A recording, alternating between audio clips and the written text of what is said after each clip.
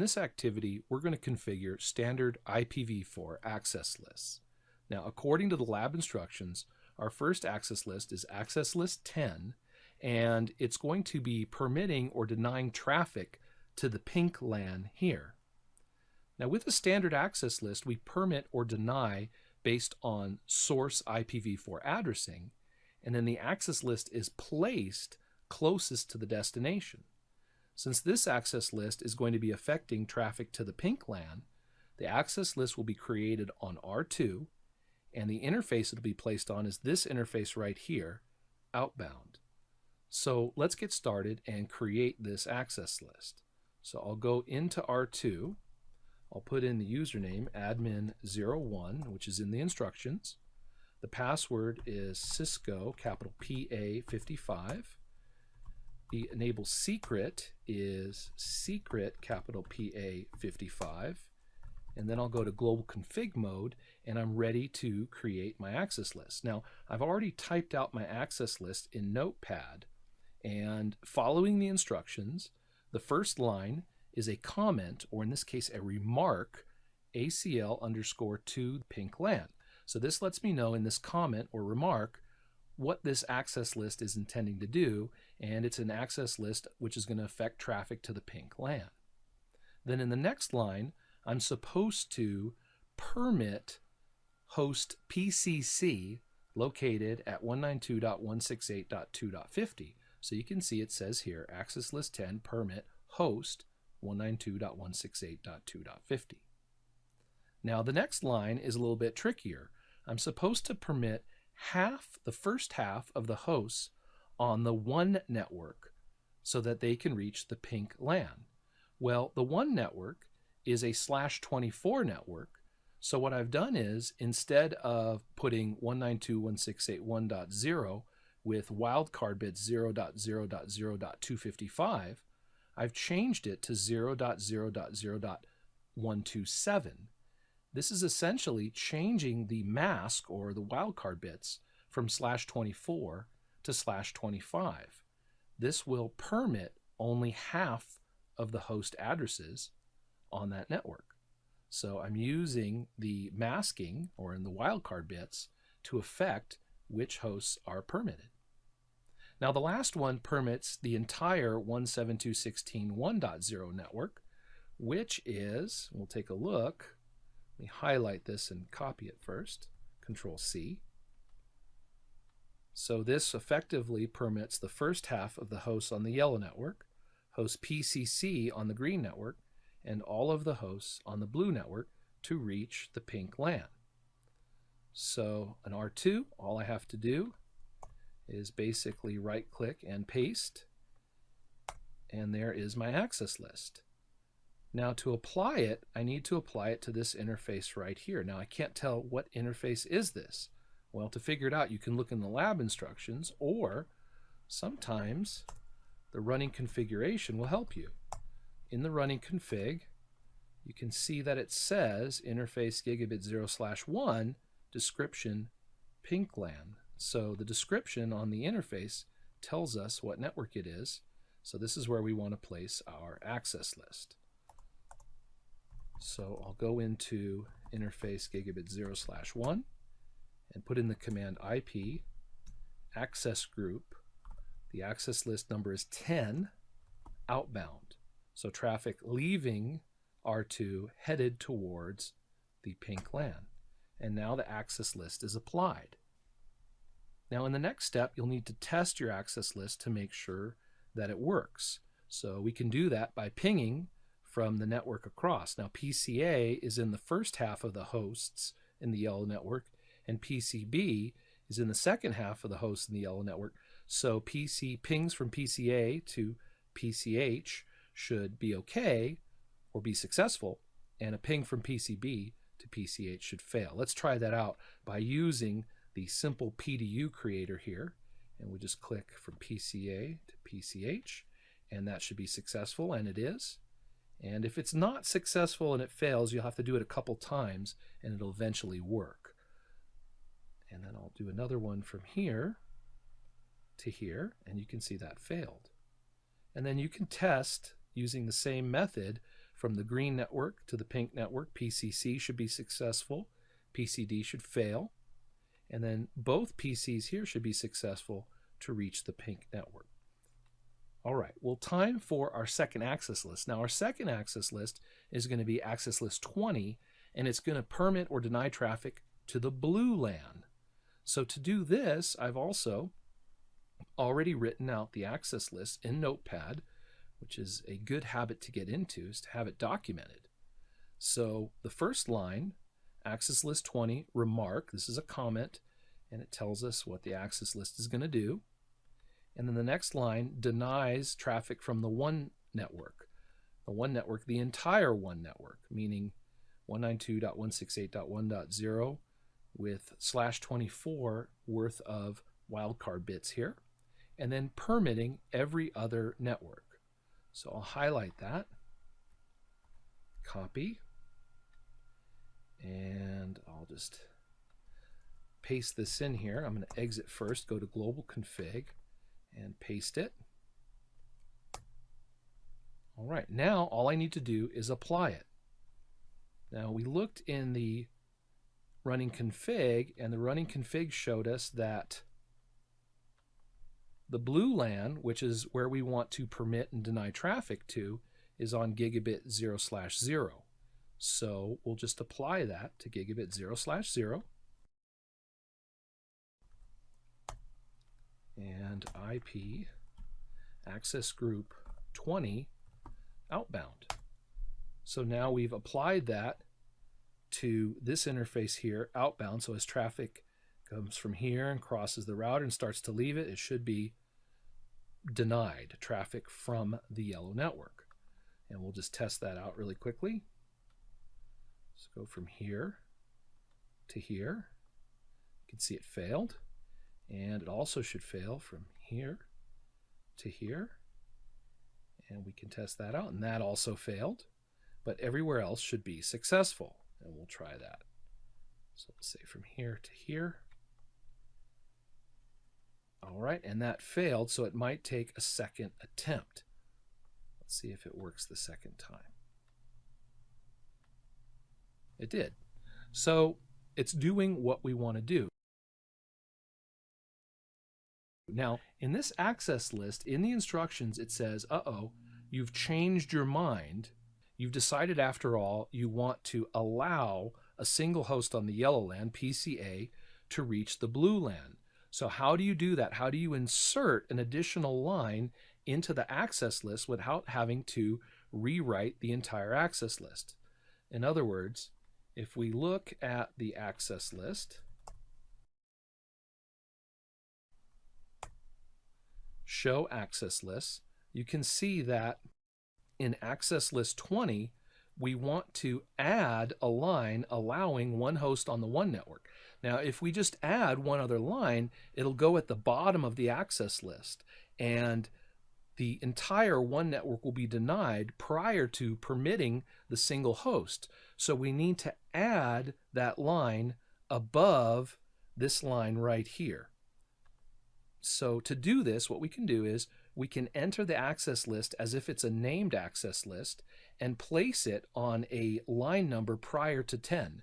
You can see how the access control entries are all given a line number, 10, 20, 30, and then for access list 20, this is given line number 10, line number 20. So if we can insert that statement prior to line number 10, then we could have this work.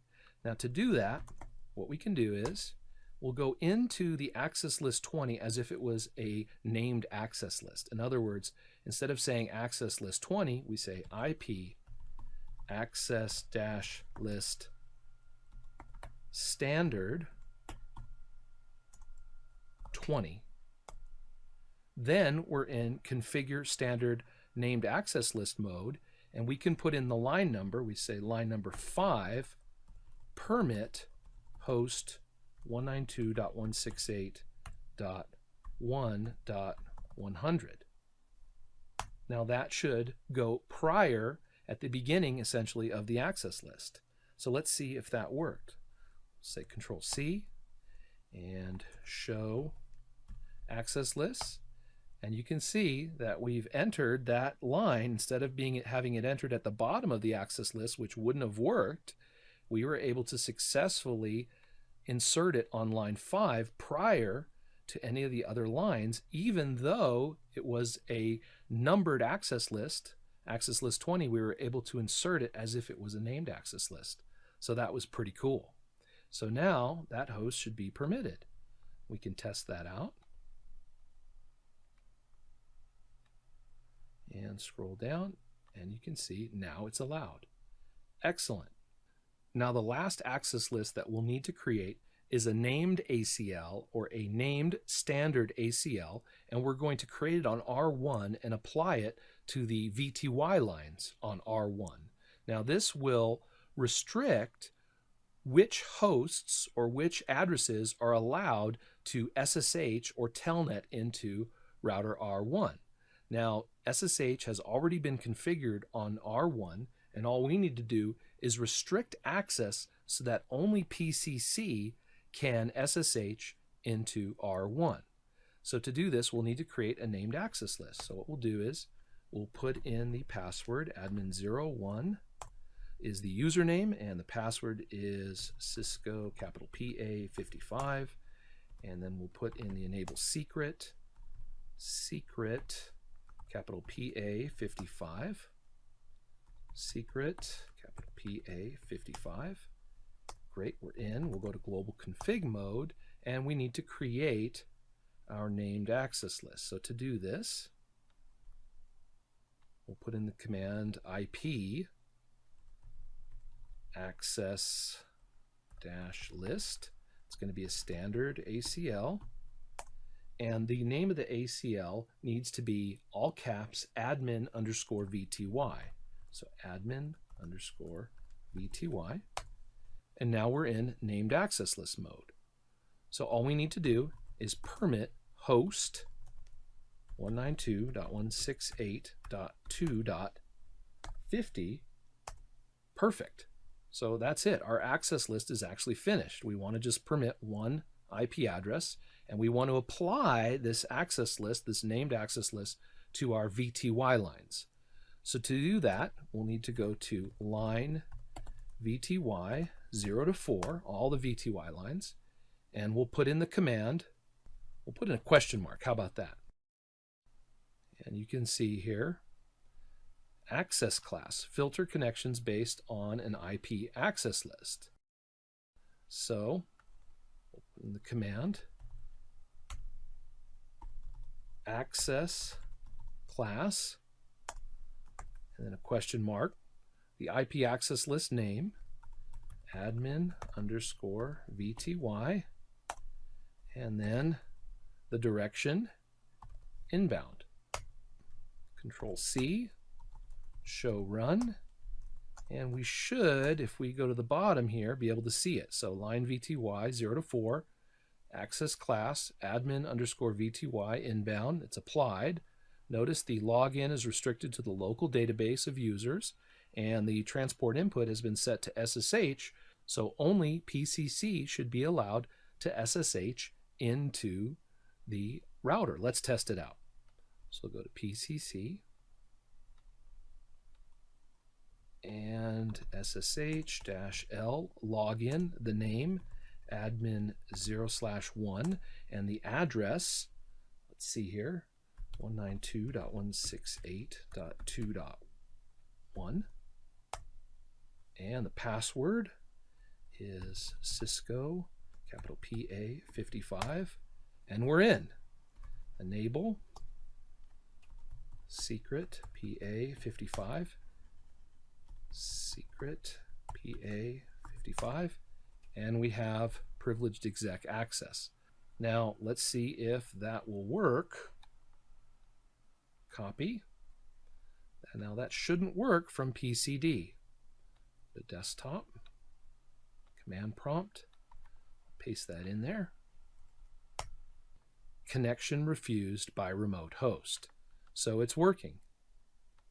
PCC was allowed, PCD wasn't.